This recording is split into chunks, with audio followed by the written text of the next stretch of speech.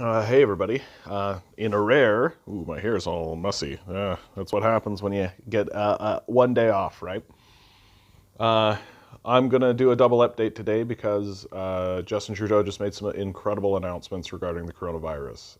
The coronavirus is the news story that we should all be paying attention to and be taking very seriously. Many people in our society are not taking it seriously to the detriment of everyone around us. But it looks like the Liberal government is taking it seriously. Lots of big announcements, lots of things that they talked about, but to me, the number one thing that they talked about is the passage of what they call the Emergency Care Fund, is what they're calling it. It is a basic income. We should call it a basic income. It is a basic income. If you guys hear any snorting or smacking, it's my little guy. Hey, buddy, how you doing? Yeah, my little guy. He likes to snort and smack. So the Emergency Care Fund is a basic income. The announcements essentially amount to the passage of legislation that progressives have been calling for decades. It is the passing of legislation that releases us from the confines of capitalism and creates a more civil society. I've got so many things to say. First of all, I think it's important to acknowledge that the Liberals are doing the right thing. That in a time of crisis, once their feet are put to the fire, they do the right thing. There are lots of people right now who are not doing the right thing. Businesses that are staying open, businesses that are putting profit ahead of the people in their corporations and in their companies. I think that's a big mistake, and I think that it's something that those companies will pay for in loyalty. That they will lose employee loyalty because of those sorts of behaviors. And now with the announcements, including in that is like a $500 billion, 500 billion, 50 billion. A lot of money is being put into a corporate loan fund. There's wage subsidization happening. There really is, in my view, no excuse any longer. You should self-isolate.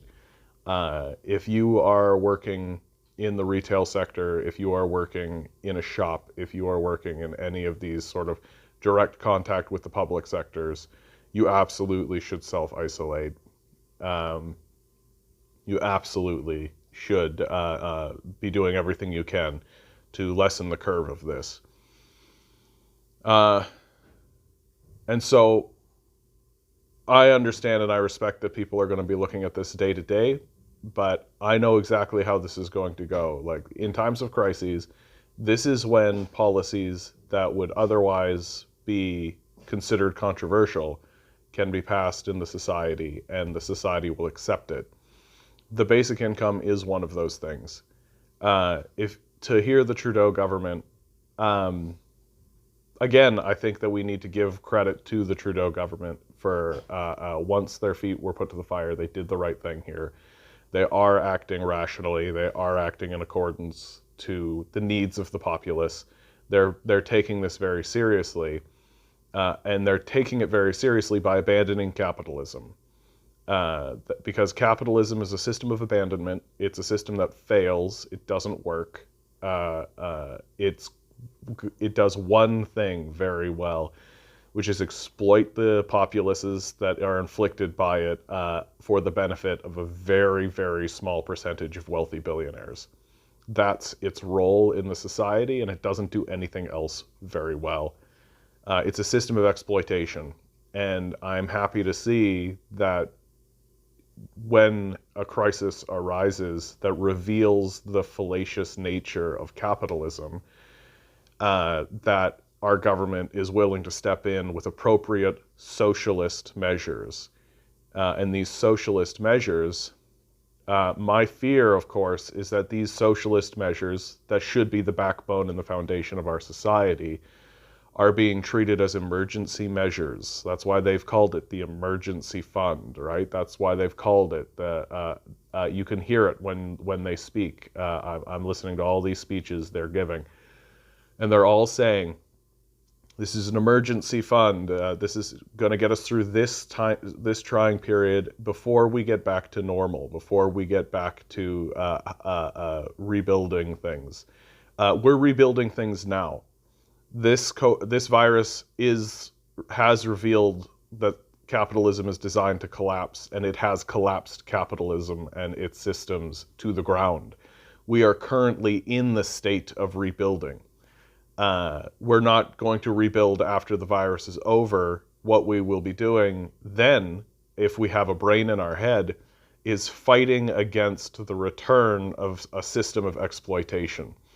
What they want to do is they want to put capitalism on hold and go down to what they are calling essential services.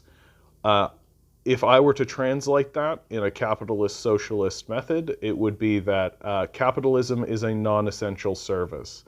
Capitalism is a parasite that is inflicted on societies. It's like a boil on the side of a society, siphoning away through its process of worthless middlemen and pointless ventures. It siphons productivity and the benefits of that productivity away from the society and into the coffers of worthless middlemen. So often during these speeches, people were saying 50 billion, like it was like this enormous word, like a word that had majesty and weight, which I understand politically they want to show people that they are putting weight. But to put it into context, in 2014, the CBC reported that corporations are sitting on $650 billion of uninvested capital. $50 billion is a small percentage of that. They're trying really hard to tell you that, like, well, that represents 3% of our GDP. Yeah, $650 billion represents much more than that. And we understand that corporations are hoarding it. We understand that they're just sitting on it. They're not doing anything with it. And so when they're like trying to blow you away with these huge numbers, oh wow, we're taking 50 billion, wow. It's like, what is that, like 10%? Is that 10%? It's less than 10% of what's hoarded by these corporate capitalists who are very keen to get through this period and reboot the sort of shell game, the illegitimate shell game of capitalism. What's going to be revealed during this period of time is that this whole game was unnecessary in the first place. They're showing right now, they could have passed a basic income at any time. They could have passed all this legislation at any time, but it took a crisis of this magnitude for them to be willing to do it. And so what is going to happen once the crisis of the COVID virus crisis ends is that we will have to fight tooth and nail to make these changes permanent, to make the emergency fund, the emergency care fund, just the care fund. They've passed a basic income and it needs to remain permanent. It should remain permanent. I'm telling everybody, contact your NDP representatives, contact your Green Party representatives, get them to put pressure on the Liberal Party to keep these policies permanent. Because capitalism is a shell game. It's a total farce. Its facade is being revealed right in front of your eyes on a day-to-day basis. It's just being revealed as a complete fakery. And we could have always abolished capitalism. We could have decided this years and years ago, but it took something like the COVID-19 virus to actually send us into action and convince even the most rapacious capitalists that there are enormous holes and flaws in the little shell game that they're playing.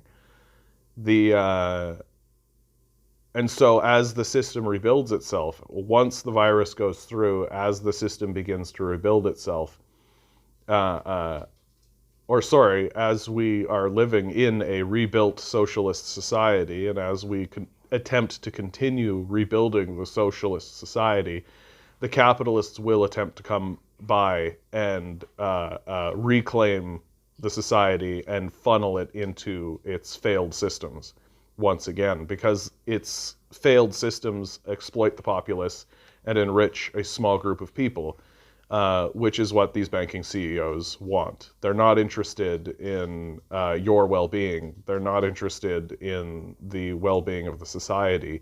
The only reason they're treating this as a crisis, as a health crisis, is because you are a commodity to them, and they can't have the commodity get sick. If the commodity gets sick, if the commodity dies, then it's not valuable to the corporate capitalists. It's very from their perspective, it's not much different than something like mad cow disease, where there's just a disease that goes through the cattle population, right? And they obviously don't care about you. They obviously do not care. And once this COVID virus goes away, they will take every measure possible to force you back into being reliant on them, instead of simply existing in a very simple economy. The socialist economy is an extremely simple one. We produce food. We have places that we live. We have capital given to the populace. That capital returns back into the landlords, into the food producers. Should the food producers or the landlords need labor in order to continue doing what they're doing, we provide it. Everything that exists outside of that, in any kind of sort of quote unquote free market, is non-essential. Like it really is. Like I should add healthcare into that, of course, as well. But we are seeing very cleanly, and we are going to see very cleanly, right? The quote-unquote non-essential services will get shut down, i.e. the entire system of capitalism.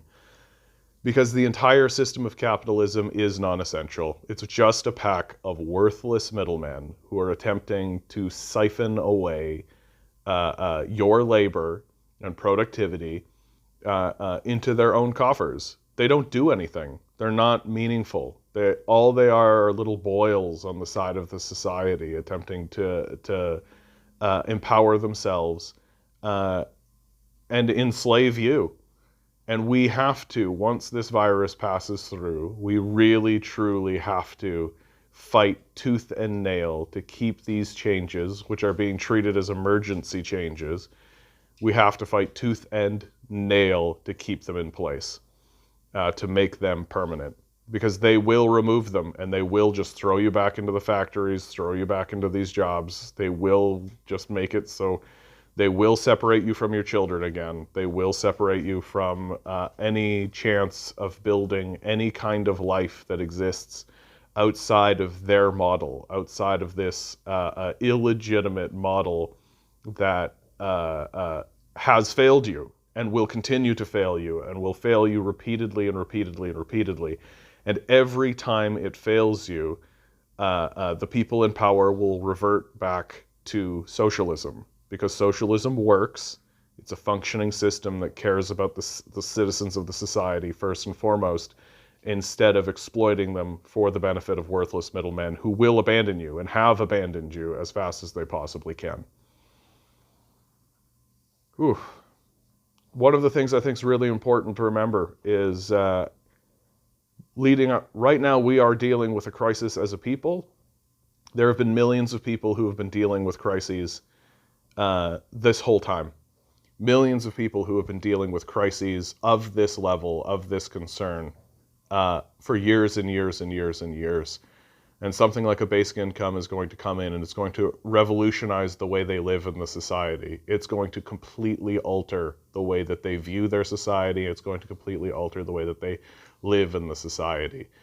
And if you walk up to those people and you remove the support system that you put in place, they will collapse back into homelessness, into the state of despair, because they are in a crisis already. They have been in a crisis already.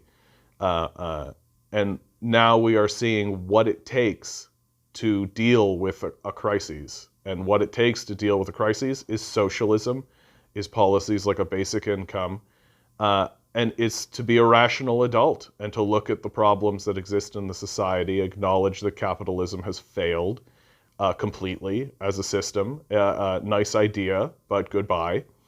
And it's time to put it to bed. Failed systems should not endure in the society. They don't work. And we are seeing very cleanly the systems that do work, as admitted by our own leadership today. So fight the good fight, stay safe, love each other. And hey, if you cared about this, subscribe. It makes me feel good when people subscribe to this thing. So I love you all. Good luck, have fun.